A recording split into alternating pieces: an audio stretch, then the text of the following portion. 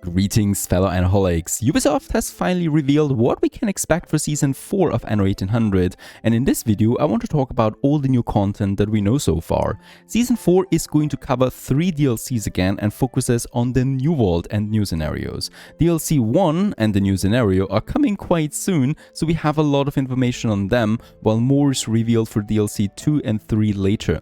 There were no trailers or artwork this time, so I'm going to use the live stream screen to show you what has been revealed. But before we get into the nifty business, let me show you a game that you might like, Million Lords, a back-to-the-roots, free-to-play online strategy game on your mobile phone, created by industry veterans who care about deep game systems, such as Paul Maffayot, who also worked on World of Warcraft and Hearthstone. In Million Lords, you are a lord, a leader, and you choose your own playstyle through deep RPG customization by making use of a rich talent tree and hundreds of items. You find no timers and resource farming here, but true RTS gameplay where positioning and tactics play a vital role. Start on a small map, build your city, train troops, and soon conquer new territories on an infinite map, either as a lone wolf or in guilds to expand together. Climb the ladder in leagues and seasons where players fight for supremacy and exclusive rewards, gain experience and take the crown. The game is available on Play Store and the App Store. Try it out now through the link in the description to get free in-game items to kickstart your journey.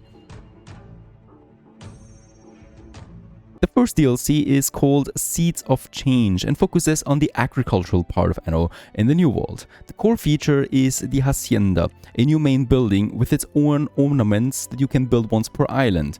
The Hacienda has modules, just like the palace, that are enhancing various aspects of the island, like the Hacienda Jornalero and Obrero residence, which are entirely new residential buildings. The main building has a small area of influence that increases when more people live in it. Inhabitants of the Hacienda not only need more space per building, but also have more needs like schnapps and new production chains. Not only do residents live in the Hacienda, but you also need to place production buildings in it like the farm. It works similar to how, for example, a tourist cafe is working, so you need to choose a crop and it'll produce this, regardless of the island's fertility. You can also use tractors and the all-new fertilizers on the farm. Fertilizers need to be produced as well, just like oil for tractors. Since space is always problematic in a new world, you can boost your production twice to save space. And fertilizers can also be used in the old world. Another new building is the brewery that produces the new products your Hacienda inhabitants need. Hacienda also utilizes policies just like the palace to boost certain aspects of the island, like reduced food consumption or faster harbor unloading times. Together with the new production buildings, you can also expect quite a few more ornaments to beautify your Hacienda. The next scenario, that is not included in the DLC but is its own, probably free addition to the game, is introducing a new scenario following the events of Sunken Treasures. Vasco is expelled to a barren island where he needs to survive with your help. There are 2 more islands on the map that you can expand to. You start by salvaging the ruins for resources and be able to jumpstart a small colony. There's a lot of silver on the island and your goal is not only to survive but mine it. The inhabitants of your small colony are similar to the New World but have new production chains.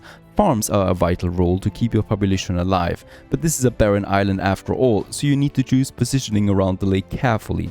Luckily, we have a new building called the Basin that is providing irrigation, for a price of course. The Basin is a small monument that will require some time to finish. Now, this scenario finally adds seasons to the game. You start in summer. Every season will have its own buffs and debuffs. So summer is dry, the monsoon season is wet. You will need to juggle your water supply and productions. The scenario also heavily uses the new Hacienda that is introduced with the first DLC of Season 4. The core goal is your silver production that you need to build up with new complex multiple stage production chains to fulfill the deliveries. Now, Seeds of Change and the new free scenario are going to be released on April 12th, so in 2 weeks from now. The second DLC of Season 4 is called Empire of the Skies and is expected to come out in summer, so we don't have a lot of information on that yet, rather just a teaser. There's a new gas resource in the New World you can use for entirely new airships that do not transport goods, but people. And no, these new airships are not made of dung or silver, but aluminum that you need to get first in the New World. The third DLC that is scheduled for winter is probably going to be my most anticipated one, New World Rising.